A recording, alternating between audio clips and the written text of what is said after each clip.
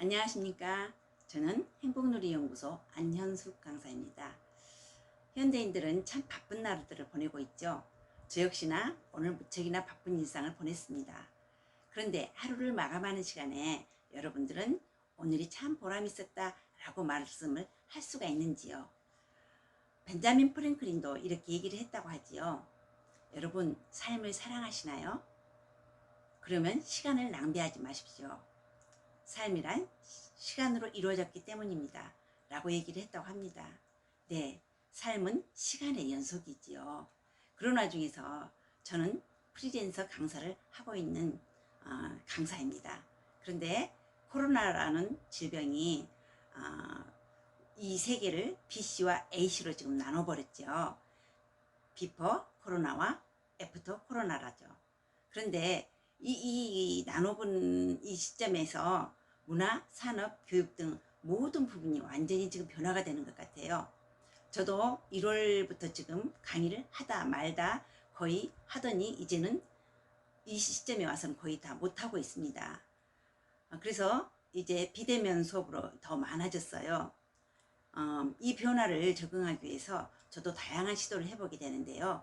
그런 와중에 이 책 고교 중퇴배달부 연봉 1억 메신저 되다 라는 책 저자 박형근 코치를 만나게 되었습니다. 본인을 메신저라고 소개를 했어요.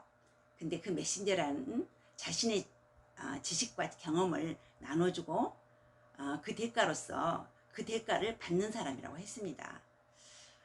메신저 일을 할 때는 독서, 책 쓰기, 운동, 그리고 시간 관리가 아주 중요하다고 했습니다.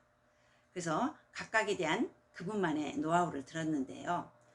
저 또한 프리랜서로서 중요하게 체크해야 할 것이 있었습니다. 독서도, 책 쓰기도, 운동도 기본이었습니다.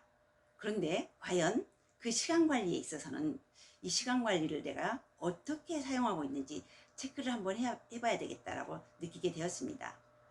자, 프리랜서라는 것은 남들이 쉴 때는 일하고 남들이 일할 때는 쉬는 사람이라고도 합니다.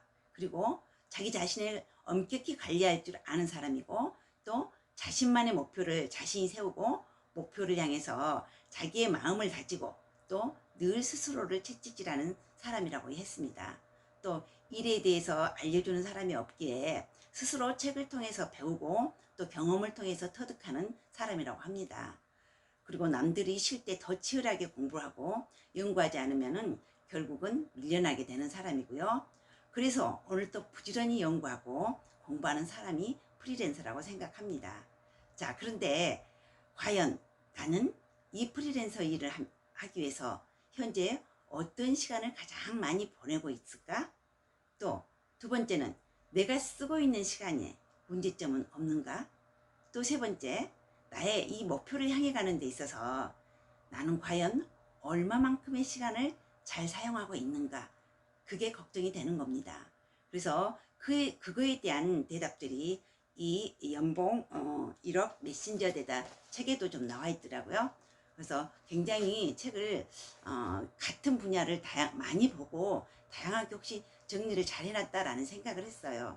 그래서 이 책을 보면서 여러분한테도 보내주고 싶기도 했었고 제 자신에 대해서 다시 한번 이 작가의 의도를 생각해보고 그리고 저는 어떻게 적용을 해야 될 것인가, 나의 생각은 과연 무엇인가, 이것을 어떻게 적용해 봐야 할 것인가 라고 한번 다시 한번 정리를 할 수 있는 시간이 되었습니다.